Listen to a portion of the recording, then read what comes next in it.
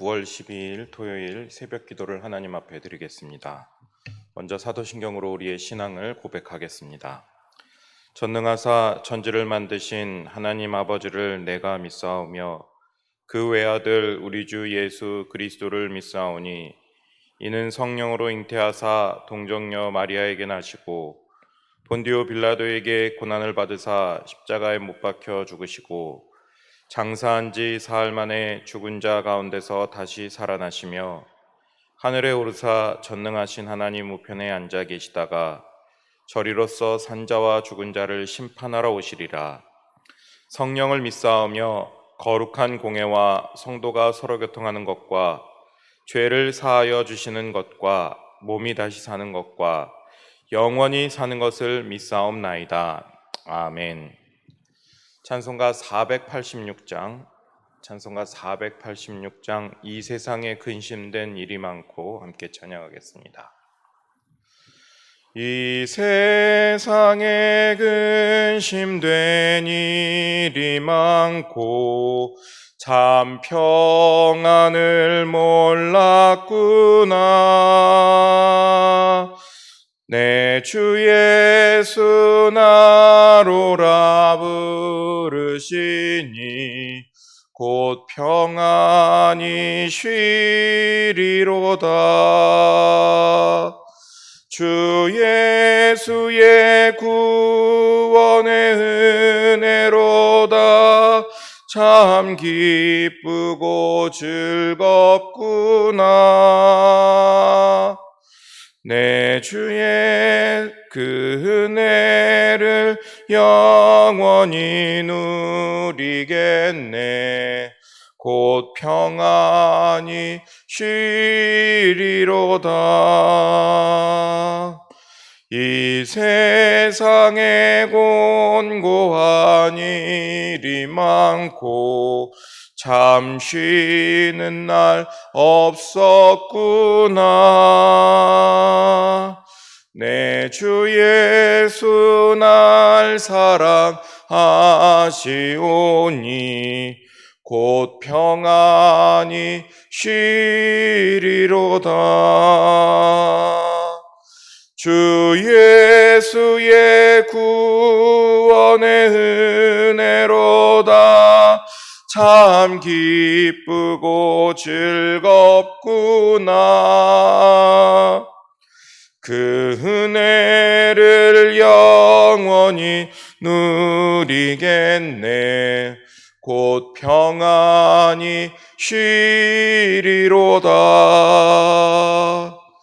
이 세상에 죄악된 일이 많고 참 죽을 일 쌓였구나. 내 주 예수 날 건져 주시오니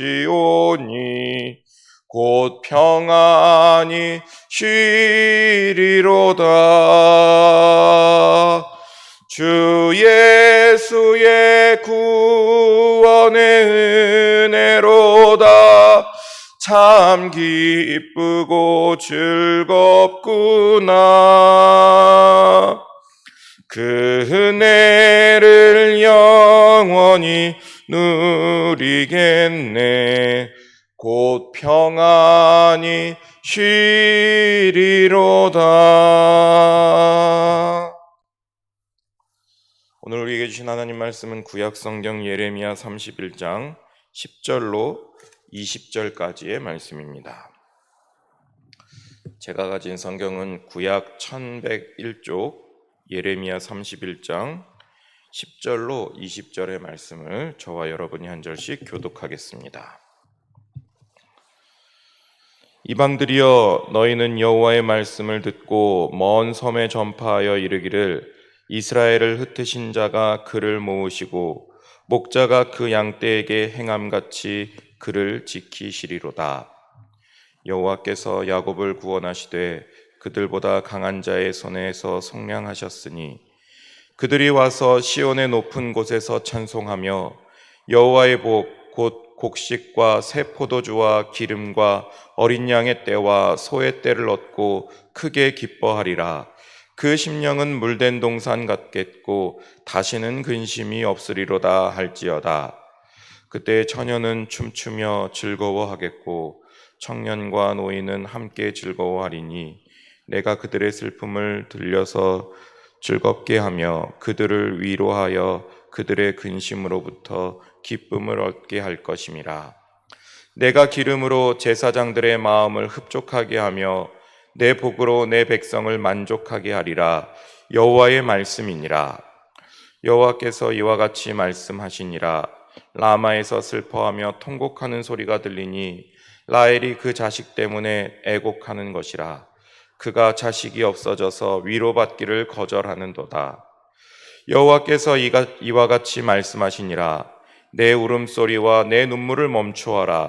내일의 삭슬 받을 것인즉 그들이 그의 대적의 땅에서 돌아오리라. 여호와의 말씀이니라. 너의 장래에 소망이 있을 것이라. 너희 자녀가 자기들의 지경으로 돌아오리라. 여호와의 말씀이니라. 에브라임이 스스로 탄식함을 내가 분명히 들었노니 주께서 나를 징벌하심에 멍에에 익숙하지 못한 송아지 같은 내가 징벌을 받았나이다. 주는 나의 하나님 여호와이시니 나를 이끌어 돌이키소서. 그리하면 내가 돌아오겠나이다. 내가 돌이킨 후에 뉘우쳤고 내가 교훈을 받은 후에 내 볼기를 쳤사오니 이는 어렸을 때의 치욕을 짐으로 부끄럽고 욕됨이니이다 하도다. 함께 읽습니다. 에브라임은 나의 사랑하는 아들, 기뻐하는 자식이 아니냐. 내가 그를 책망하여 말할 때마다 깊이 생각하노라. 그러므로 그를 위하여 내 창자가 들끓겠으니 내가 반드시 그를 불쌍히 여기리라. 여호와의 말씀이니라. 아멘. 우리는 계속해서 하나님께서 이스라엘을 향한 귀환과 회복의 말씀을 듣고 있습니다. 오늘 우리가 읽은 말씀도 역시 하나님의 회복의 메시지가 계속 선포되고 있습니다. 우리가 읽은 말씀 10절과 11절에 보면 하나님이 이스라엘을 어떻게 회복시키시는지, 멸망에서 다 끊어져 버린 백성을 어떻게 하나님의 백성으로 돌이키시는지를 우리에게 보여주고 있습니다.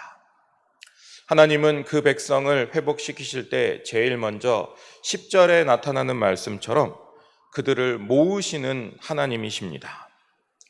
우리가 이 세상을 살아가다 보면 어떠한 것을 만들 때 허물어뜨리기는 매우 쉽습니다.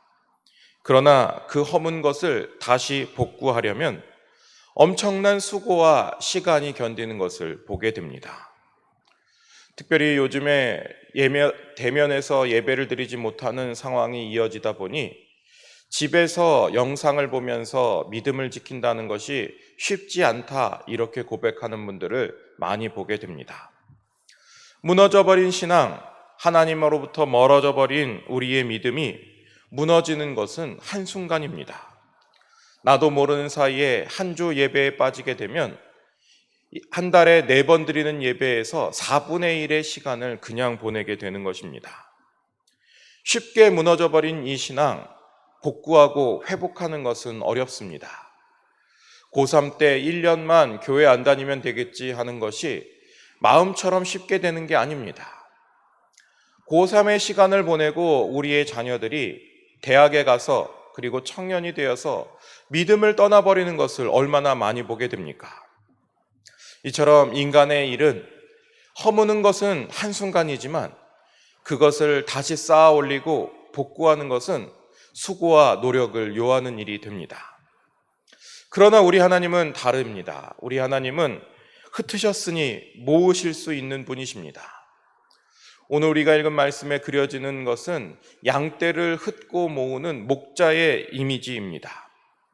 하나님께서 그의 백성을 양떼처럼 흩으셨으니 저녁이 되어 양떼 우리로 양들을 모아드리는 것처럼 다시금 모을 수 있는 분이 바로 우리가 믿는 하나님이십니다. 이것이 사람과는 다른 하나님의 위대함이며 우리가 믿는 하나님의 놀라운 은혜입니다. 모든 것을 하실 수 있는 하나님께서 흩으셨던 우리를 모으시는 귀하고 복된 은혜를 베푸실 것을 믿는 여러분들 모두가 되시길 바랍니다. 또한 하나님께서는 우리를 회복하실 때 지키시는 하나님이십니다. 모으시는 하나님이 거기에만 머무시지 않고 한 걸음 더 나아가서 이스라엘 백성들을 지키신다 말씀하고 있습니다. 하나님께서 지키시지 않는다면 파수꾼의 경성함이 허사로다, 이런 말씀이 있지 않습니까? 하나님이 우리를 보호하시고 우리를 둘러서 지키시지 않는다면 인간이 지키기 위해 수고하는 모든 수고와 노력은 물거품에 지나지 않습니다. 우리의 믿음을 허물기 위해 우리를 넘어뜨리려는 사탄의 시도도 역시 하나님께서 지켜주셔야지만 온전하게 보존될 수가 있는 것입니다. 믿음이 연약한 우리를 지켜달라고 하나님 앞에 간절히 기도할 때 우리를 모으시고 지키시는 하나님의 은혜가 우리에게 임할 줄로 믿는 것입니다. 세 번째로 11절에 나오는 것처럼 하나님은 구원하시는 분이십니다. 이스라엘 백성들이 포로로 끌려갔던 바벨론은 엄청난 강대국입니다. 고대 근동지방을 집어삼키던 애굽도 바벨론과의 전투에서 한 방에 나가 떨어져 갔습니다. 그런데 그런 강한 바벨론의 손에서도 하나님은 우리를 건지시는 강하신 분이십니다. 강하고 능하신 그분이 우리의 구원이 되어 주신다 말씀하시면서 그분은 그의 백성을 속량한다 이렇게 말씀하고 있습니다. 속량이라는 것은 돈을 주고 사는 행위를 의미합니다. 그러나 이것은 사람들 사이에서 나타나는 말이고, 하나님의 입장에서 속량한다라는 말을 쓰면 어려움 속에서 우리를 벗어나게 하신다, 고난과 핍박 속에서 우리를 건지신다, 이렇게 말할 수가 있는 것입니다. 여러분, 우리는 하나님께서 우리를 구원해 주시고 속량해 주신 하나님의 백성입니다. 예수 그리스도 그분께서 십자가에서 흘리신 보혈을 통해 우리는 값을 주고 구원함을 받았습니다. 그 핏값은 어느 누구도 대신할 수 없고 어느 누구도 값을 물을 수 없는 것이기 때문에 주님은 우리에게 그 보혈의 피를 값없이 선물로 주신 것입니다. 단지 우리가 그분을 믿기만 하면 주님은 우리를 건지시고 구원해 주시는 능력의 하나님이신 줄 믿으시기 바랍니다. 그렇다면 우리는 이것에 대해 어떻게 반응해야 합니까? 회복하시는 하나님을 통해 우리가 얻게 되는 결과는 무엇입니까? 이어지는 말씀은 계속해서 우리에게 말씀하고 있습니다. 먼저는 찬송한다라고 말할 수 있습니다. 우리가 하나님으로부터 모음을 받고 지킴을 받고 구원을 받으면 우리는 당연히 하나님 앞에 기뻐하며 찬송해야만 합니다. 오늘 말씀 12절에 나오는 이 찬송이라는 단어는 기뻐하며 소리 지르는 모습을 나타내는 것입니다. 남의 눈치 볼 것 없이, 다른 사람의 시선을 신경 쓰는 것 없이 우리가 마땅히 하나님 앞에 구원함을 받게 되면 우리는 하나님 앞에 소리치며 목소리 높여 찬양해야만 하는 것입니다. 언제나 우리의 삶을 통해서 주님만을 찬양할 수 있는 은혜가 여러분들에게 있기를 원합니다. 또한 계속되는 말씀을 보면 근심이 사라지겠다 이렇게 이야기를 합니다. 우리의 심령이 물된 동산처럼 마르지 않는 샘처럼 계속되는 기쁨으로 근심 없이 살아갈 수가 있다는 것이죠. 그래서 계속되는 13절처럼 즐거움이 샘솟고 슬픔이 사라지게 되는 것입니다. 회복하시는 하나님의 은혜를 통해 우리의 모든 것이 기쁨으로 승화될 줄로 믿는 것입니다. 이것이 하나님께서 주시는 참된 기쁨입니다. 슬픔이라는 것은 하나님을 거스른 탓에 벌을 받아 재난을 겪어 이스라엘 백성들에게 닥친 그런 느낌을 말하는 것입니다. 이에 반해 하나님께서 주시는 기쁨은 그런 고난에서 하나님이 건져주셨을 때 사람이 느낄 수 있는 최고로 고조된 감정을 의미하는 것입니다. 여러분, 우리가 믿음 생활을 할 때 우리에게 주시는 기쁨이 바로 여기까지 이르러야 합니다.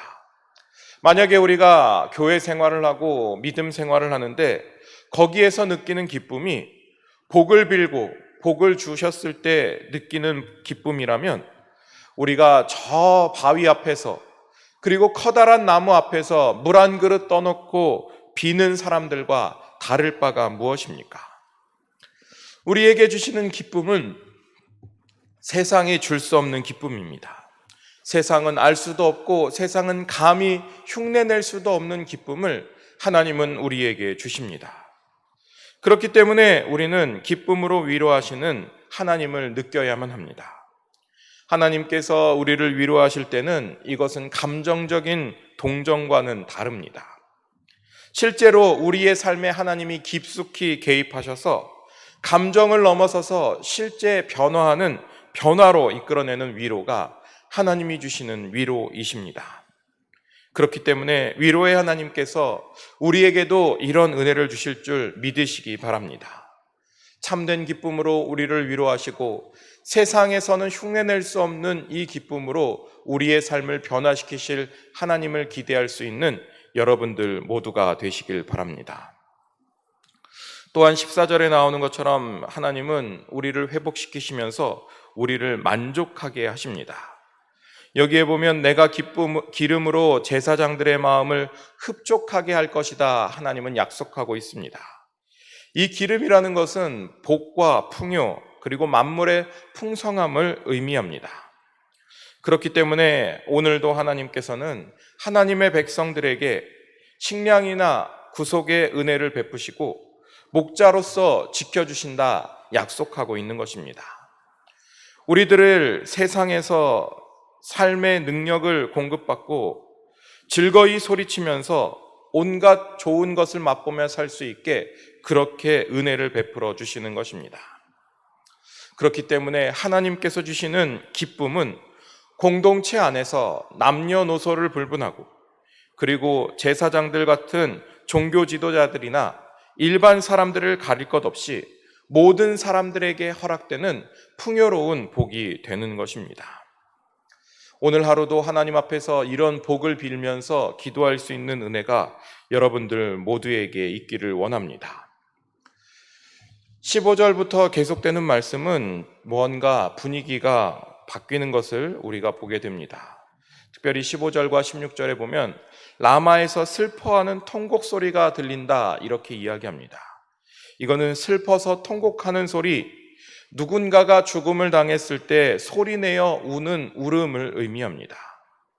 아까 우리가 하나님 앞으로부터 회복되어서 기쁨으로 소리치는 것과 누군가의 죽음으로 말미암아 소리내어 우는 이 소리는 크게 대조되는 것을 볼 수 있습니다. 이 소리치며 통곡하는 사람은 누구입니까? 그것은 바로 요셉과 베냐민의 어머니였던 라헬이 언급되고 있습니다.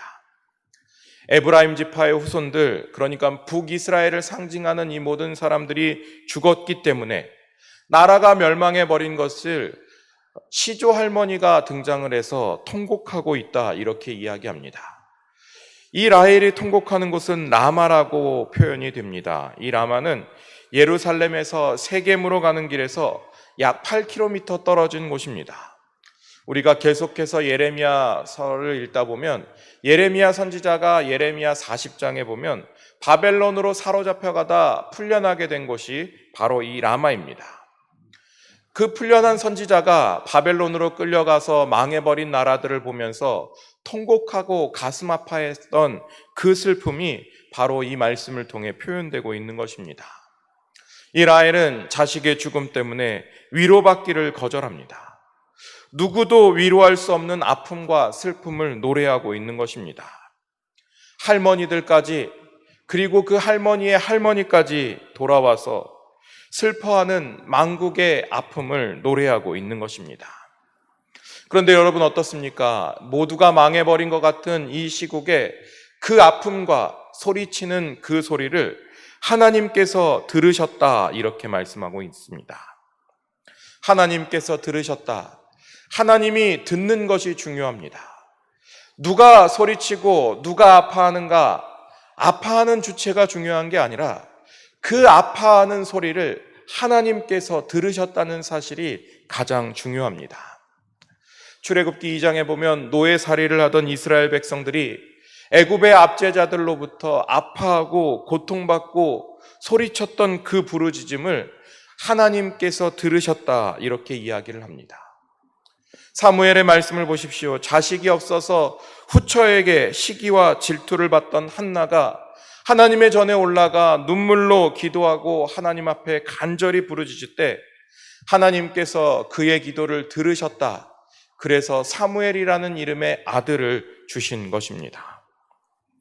여러분, 누구도 위로할 수 없고 위로받기를 거절하는 그 슬픔과 아픔, 하나님은 들으십니다. 하나님이 듣고 위로하십니다. 이제 위로받기를 거절한 라헬이 더 이상 울지 않아도 되는 이유가 바로 여기에 있습니다.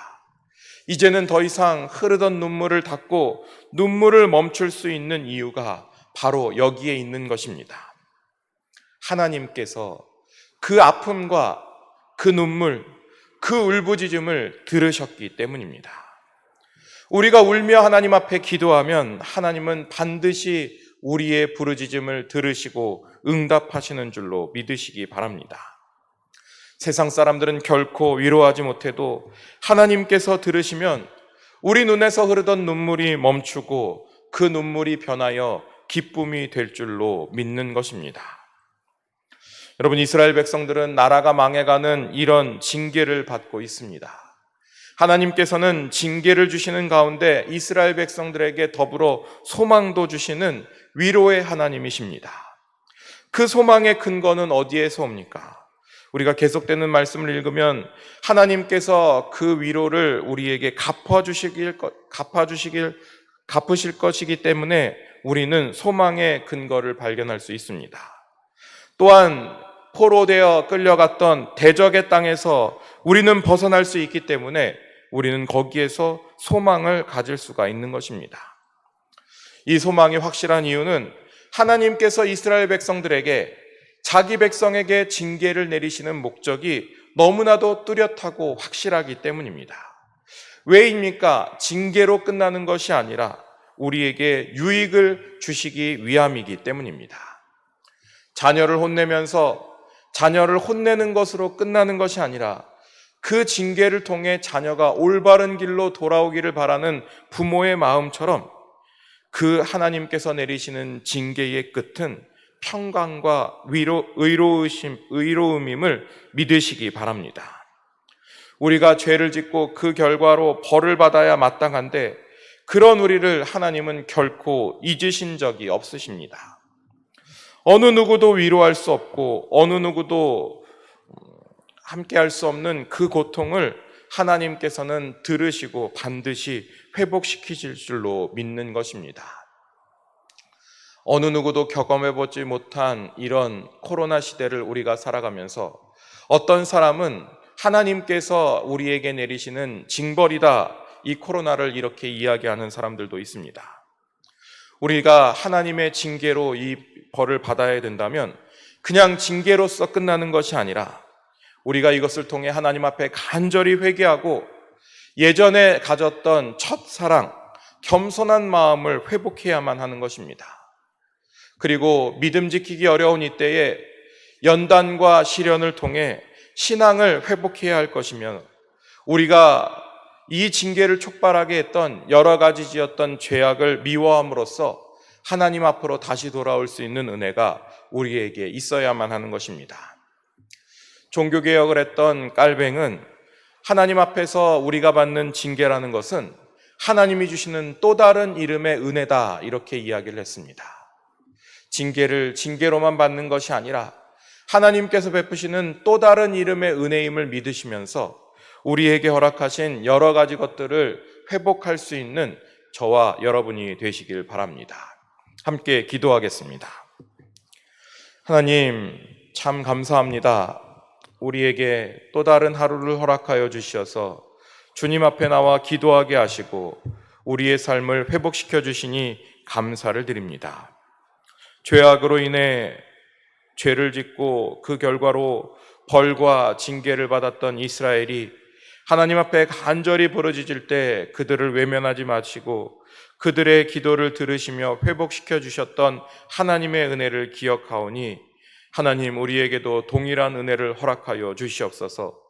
흩어졌던 양떼를 모으시고 그들을 지키시며 그들을 구원하셨던 하나님께서 오늘 우리에게도 동일한 은혜를 주실 줄로 믿습니다. 회복시켜 주시옵소서. 낫게 하여 주시옵소서. 하나님 앞에 간절히 눈물을 흘리며 기도하는 우리의 기도를 들으시고 우리의 마음을 위로하여 주시옵소서. 하나님, 오늘은 토요일입니다. 우리가 나라와 민족을 위해 기도할 때 하나님이 나라를 불쌍히 여겨 주시옵소서. 주일을 준비하며 기도할 때 하나님, 우리의 마음이 교회당에 오지 못하지만 예배드리는 마음은 변하지 않도록 인도하여 주시고, 하나님을 간절히 찾는 마음으로 기도할 때 우리의 간절한 기도를 들으시고 응답하여 주시옵소서. 이제는 주님께서 가르쳐 주신 기도를 하나님 앞에 드리도록 하겠습니다. 하늘에 계신 우리 아버지여, 이름이 거룩히 여김을 받으시오며 나라가 임하시오며 뜻이 하늘에서 이루어진 것 같이 땅에서도 이루어지이다. 오늘 우리에게 일용할 양식을 주시옵고 우리가 우리에게 죄 지은 자를 사하여 준 것 같이 우리 죄를 사하여 주시옵고 우리를 시험에 들게 하지 마시옵고 다만 악에서 구하시옵소서. 나라와 권세와 영광이 아버지께 영원히 있사옵나이다. 아멘. 계속해서 기도할 때 오늘 주신 말씀을 통해서 기도하시고, 특별히 오늘은 토요일입니다. 나라와 민족을 위하여서 기도해 주시고, 내일 주일을 위해서 드려지는 예배 준비하시는 많은 분들을 위해서 함께 기도할 때 우리 주여 한번 부르짖고 기도하도록 하겠습니다. 주여. 하나님, 참으로 감사합니다.